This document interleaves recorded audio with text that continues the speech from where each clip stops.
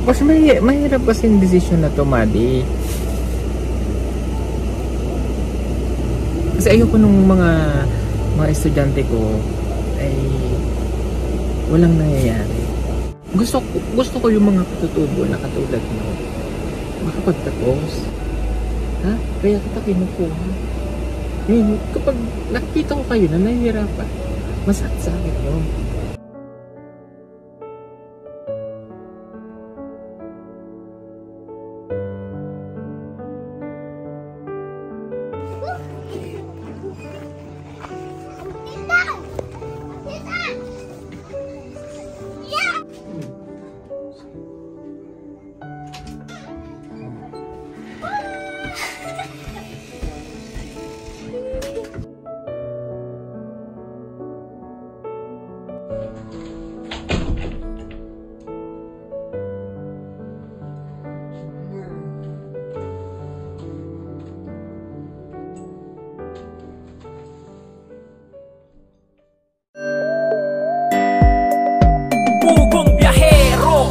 Hero ng masa, ang hero ng masang Pilipino, handang maggala sa kabundukan para ang ating kababayan ay mapuntahan. Ang pugong biyahero, handa na tulungan malayong kababayan na nangangailangan. Hindi namimili kahit pa na sino. Pugong biyahero, hero ng masang Pilipino. Yan. Ito na po, malapit na po kami sa kay na Madeline. So hindi pala alam ng nanay niya, tatay na siya uuwi ngayon. Yan. So ngayon mga kababayan, papunta na kami ngayon dito sa bahay po nila Madeline. Pero si Madeline, iniwan muna namin sa sakyan. At gusto ko munang makausap ang kanyang nanay. Para pagdating niya dito, pag ano niya, okay na. Pero nagulat ako, bakit ang daming tao? Oh? Nanay Lord na. Bakit ang daming tao? Bakit ang daming tao dito? Pati si Nanay Lord na nandito. Oh. Bisita ko diri sa atong mga manghod, sir. Sige, balikan kita mamaya. Bakit ang daming bata? Ayan, very good yan. Very good yan. Lagyan mo pa ng isa doon. Ha? Butangan pa ng isa. Butangan pang isa, very good. Nandiyan nanay ni Madeline? Okay.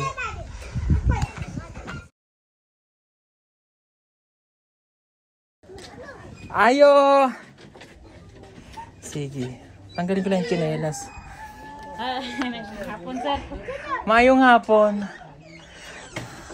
Wow, linis ng bahay Very good nakaano pa Ako madulas dito. Okay, si Ate Sadeline. Pero hindi po siya sad. Takpan mo muna para hindi tayo maingay. Kamusta naman kayong dalawa? Okay naman? Okay. So ganito kaya kami naparito. So nabalitaan nyo na uwi si Madeline? Kailan nyo nalaman? Tulangan ako ng semana. Opo, kailan daw uwi niya? Ngayon siya gapon nga. Katong nanawag sa iya nga. Karon daw uli. Ngayon siya uwi. Okay, doon din nagulat ako na ngayon siya uwi. Joke lang. Okay. So, hindi bago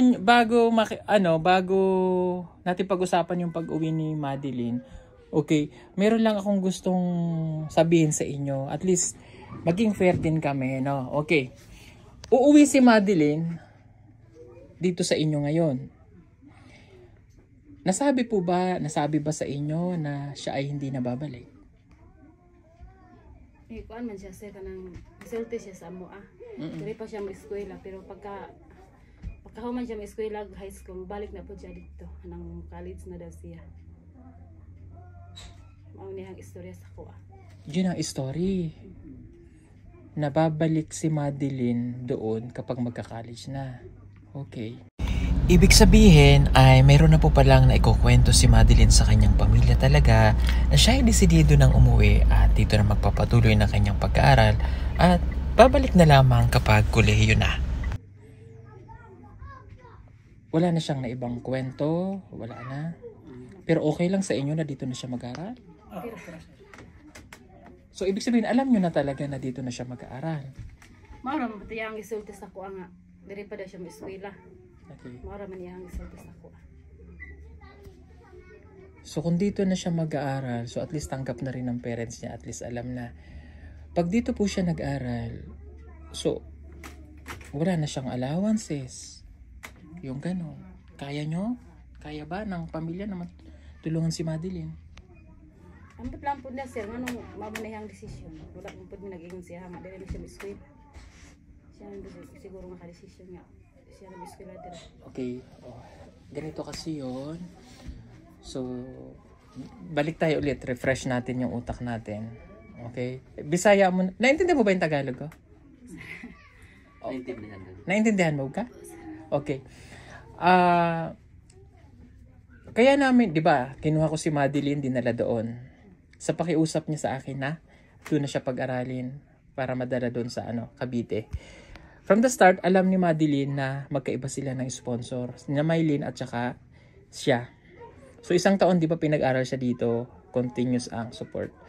Dinala sa Maynila o sa Cavite para doon na mag-aral. Tapos, ang point doon, kaya doon siya pinag-aral para nakikita ng sponsor yung kanyang ginagawa at may nag-aalaga.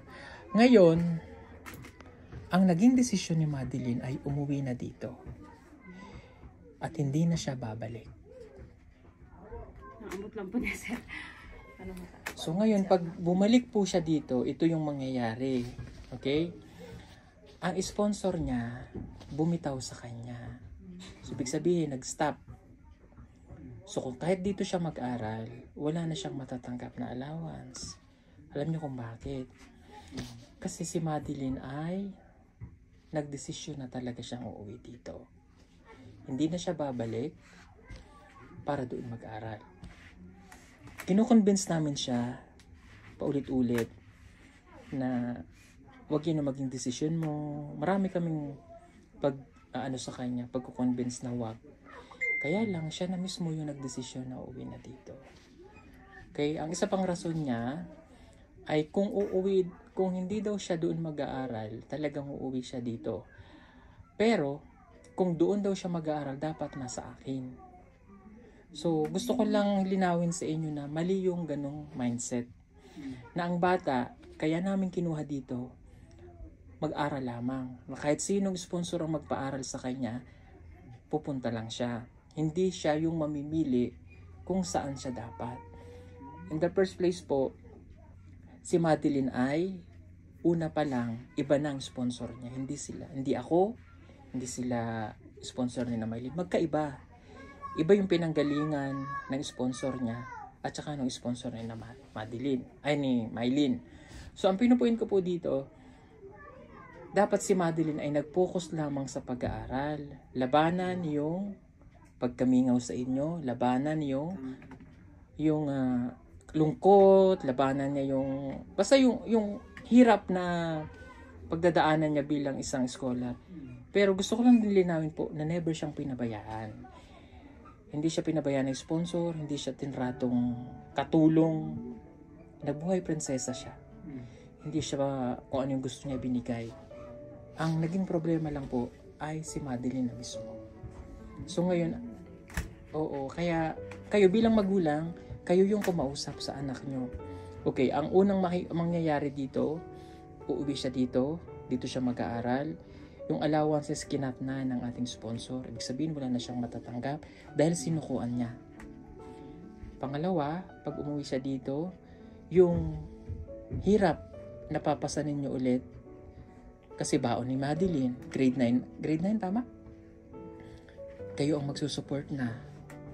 So bilang magulang, responsibilidad yung pag-aralin ng anak ninyo, kakayanin. So ang nakakalungkot na part ito, dahil tumanggi na siya at bumitaw, uuwi na dito, wag naman sana, maaaring hindi niya na matupad yung pangarap. Kaya namin siya kinuha dito para magkaroon ng magandang kinabukasan. So ngayon uuwi siya dito. Si Judy Ann, si Jabilita, sila Mylene at Ninita, pag natapos, may magandang kinabukasan. Yun ang kinakatakot ko. Paano si Madeline? Kaya pag umuwi siya dito, kausapin yung mabuti at iparealize sa kanya na ang pag-aaral ay napaka-importante at hindi pag walang bahala, no? mamaya off cam, sasabihin ko sa inyo yung mga naging dahilan, no? At kung bakit bumitaw na rin yung sponsor sa kanya. Ha? Ako naman, dahil naririto kami at nakikita namin kayo, hindi naman pwedeng dadaan-daanan din lang namin kayo. At kung si Madeline ay nahihirapan sa pag-aaral, so, nandyan naman kami para tumulong. Pero may gusto akong matutunan na isang bagay niya na dapat niyong ma-experience at maging aral sa kanya. Na itong ginawa niya ay maging lesson. Ha? Tapos kayo pong mga magulang ay kayong gumabay kay Madeline kasi wala siyang ibang mapagsasabihan kundi kayo, at walang ibang magpapangaral kundi ang magulang muna bago yung anak. Ha? Minahal po namin si Madeline. Pinakita namin na ito yung buhay. Nakita niya sa Manila. Nakikita niyo naman sa social media, sa post niya. At kung makikita niyo siya sa pag-uwi niya dito, makikita niyo kung ano yung nabago sa kanya. Kaya lang may problema talaga si Madeline in terms of sa pag-aaral at sa sarili niya. Na yun yung dapat nyo ituturo, ha? Okay. Sige. Yung...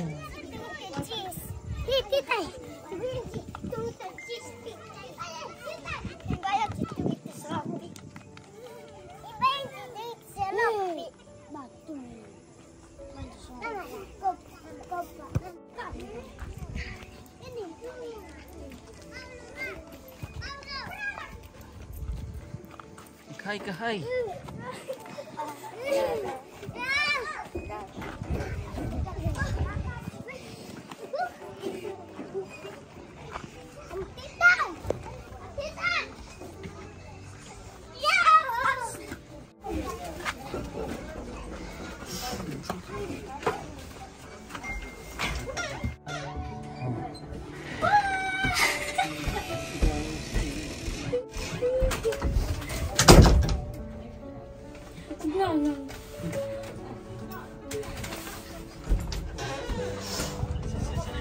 Dada.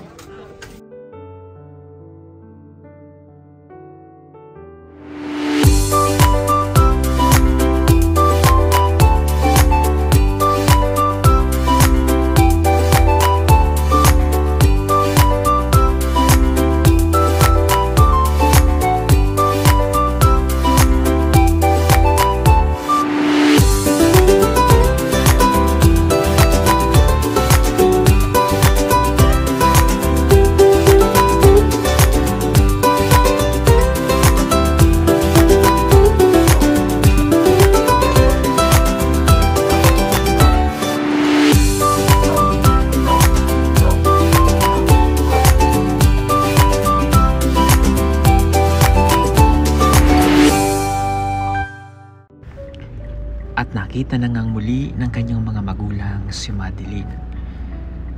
Sa pagkakataong ito ay hindi natin inaasahan na ang masaya sana niyang pagpabalik ay medyo nagkaroon ng kalungkutan dahil sa mga nangyari. Pero ganun pa man ay alam kong magiging masaya rin si Madeline sa kanyang pagbabalik dahil ito ang kanyang kagustuhan na dito mag-aral at muling makapiling ang kanyang pamilya. Tingnan mo si nanay mo umiyak. O, nasabi ko na sa kanya yung mga nangyari. Okay? O. And yung decision mo na dito ka na lang. Hindi nila alam yun. So, hindi nila para mas maintindihan nila.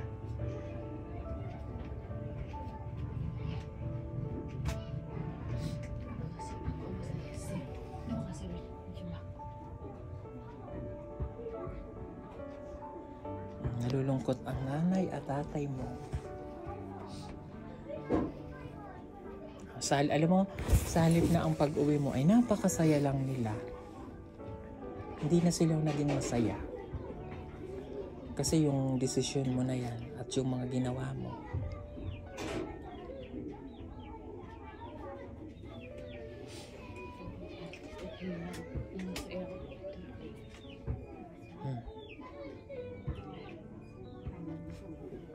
Humingi ka ng sorry sa nanay at tatay.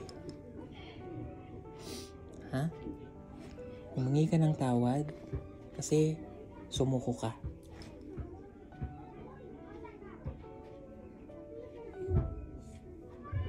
Sige na.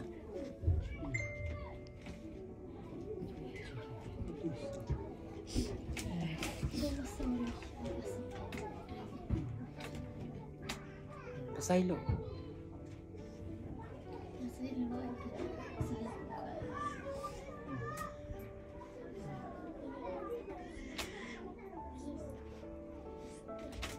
Mag-aaral kang mabuti dito, ha? Okay. So, na-istorya ko na sa nanay at tatay ang nangyari. Okay? So, wala na tayong magagawa doon. Okay? So, ngayon, ako, yung mata ko nasa sayo dito, saka sa kanila. Okay? Dahil nandito ka na, mag-aaral kang mabuti. Makikinig kang mabuti sa akin, ha? Okay? Bibigyan kita ng challenge mo. At para ma-realize mo yung ginawa mong mga mali, wala namang iba nang tutulong sa'yo, kundi ang mga magulang mo. Kapag sila pa ang sinuway mo, paano ka na? Ha? Nandito na yung mga tukso. Maaari kang maagang makapag-asawa. Sinabihan ko rin sila na bantayan ka.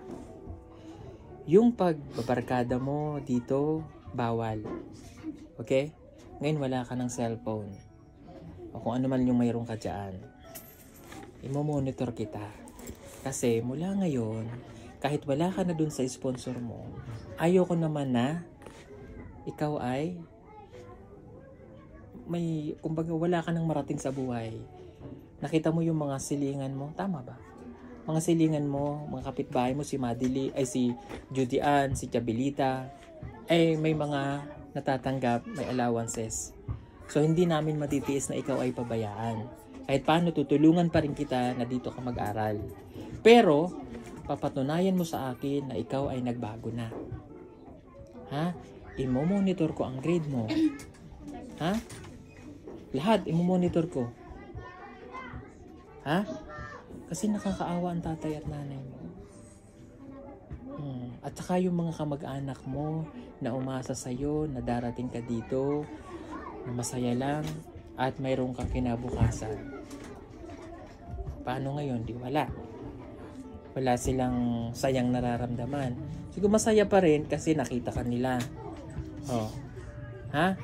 Mag-aaral kang mabuti dahil susubaybayan kita. Kapag ako may nakita isang pagkakamali mo, kasi bibigyan kita ng chance eh. Sorry to say, pag nagkamali ka, wala nang third chance. Wala nang third chance, ha? Siguro maging fair din naman ako mga kababayan sa ganun. So, syempre, pag pinag-aaral, mag-aral. Ha? Okay. Nandito ka na, ayusin mo yung pag-aaral para kung ma-develop ulit ng ma-develop, dahil kasama mo na yung pamilya mo, mapupunta ka sa akin. Tatanggapin kita. Ha? Pag-aaralin kita doon. Pero patunayan mo sa akin na karapat-dapat ka. At gagalingan mo sa iyong pag-aaral. Pero kapag wala akong nakita, Madi, sorry. Kasi ginawa ko na yung part ko eh. Para matulungan ka. Okay. Sige. Makikinig ka sa payo ng iyong mga magulang. Ha? Okay. Ano pong gusto niyo sabihin kay Madeline? Kira nilomad ka? Oo, nilomad. Bisaya na lang. Bisaya. Kanang ako sir, ako isasulti sa akong anak sir, kanang ulit naman jud ka din eh. Kanang kanin ka mo jud eskwela nga. Kanang di pang jud gusto nga kanang masayo siya ninyo ba. Sulod siya uyab-uyab sir. Kanang gusto jud namo nga kanang graduate siya kanang makakuan jud siya ang kuan ba. Kanang jud niya. Nang dire jud siya mosulod sa mga wala jud niya mga grado sir. Tatay, ikaw. Naurag po na sir kay kabayan ba sa kwa sir. Pasalamat man ganita sir na tabangan ta kay para at least na kagawas tag kalison sa parte sa mga anak na maka-edukal po. Karon kay mao na ako idugag sa akong anak. Kung kinsa gi istorya ni sir na kuan tunganon na ito. Kung kinsang istorya ni sir, pasabot, maurad yun ang atong kagawasan. Kagawas tas Kristo. Nadara ko ito sir. Ang pasabot na ko sa kong anak. Bawal yun ang markada, mulaglag o kada gabi Huwag ka mulaglag ko, kanang adlaw na kulit na mo, kuhaan karang dawai rabi itong uli. Di pa na kanang mulaglag o gabi na hantod. Makita na kung sa mga sismis diya sa mga dalan-dalan, sa mga barkada. Naman dyan ang gabantayan ako sir na kasagar na kuhaan na makuha ng iyang pag-eskwela. Mababagan kay tungkol sa barkada.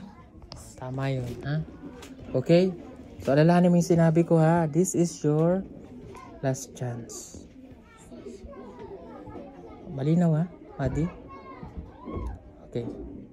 Sige mga kababayan. So, sige, papasokin mo na yung lola kasi namiss niya ng mga kamag-anak. Oh, para makita kanila.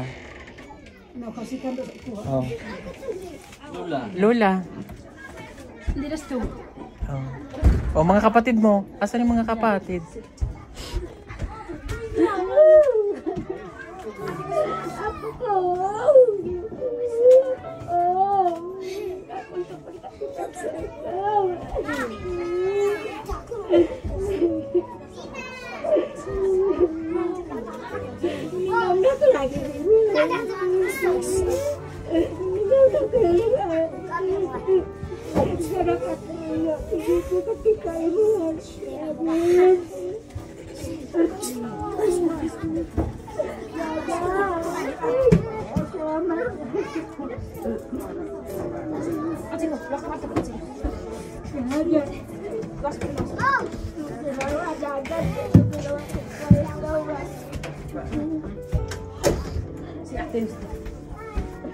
Kapatid nila hindi. Tita. Oo.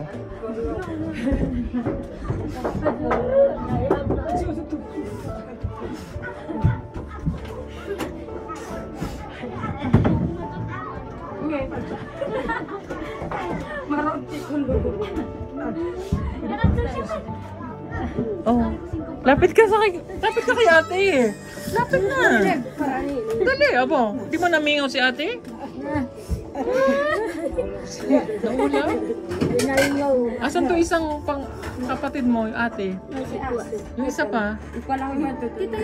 Asa si ate? Ito isa, asa to isa? Si Tumig ba? So, sino ang laro mag-anak?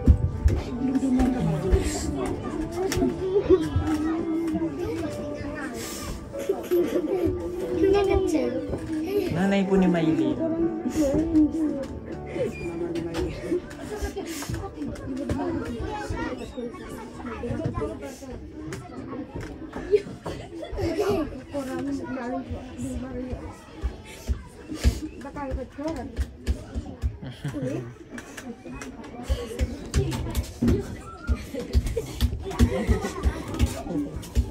Oh, ayan. Oh, enjoy nyo yung moment na to, ha. Babalik na lang sa isang araw, ha. At kami may pupuntahan. Ako te sir. Ay, sarap. Ako raw dito. Oh. Tama mo, may kamuti agad handa. Ay, naku, matalay. Asa itong isang pinakadako mong kapatid? Lalaki. Ha? Waro. Piton ba? Pitawan mo. Sa sentro sir. Sige. Oh. Ulaw ang kuda siya sir. Oh, ayan, kamote. Namiss mo yung kamote. Hala, kainin mo na. Ay, naku, Rudy kang bata ka.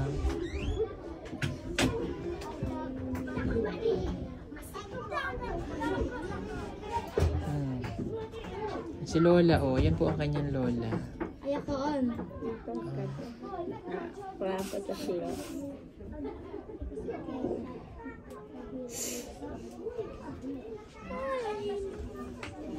Tingwan kita. O siya, sige, at kami may pupuntahan pa. Madi, mag-aaral kang mabuti, ha? Lahat ng sinabi ko, susundin mo, ha? O sige po mga kababayan. Thank you po at kay Ate Ruth at kay Ate Leila Luet. Maraming pong salamat sa inyo. At alis na kami para ma-enjoy nila yung moment na makasama niya ang kanyang pamilya, ha? Bye-bye. mabuti ha. Thank you. Oh,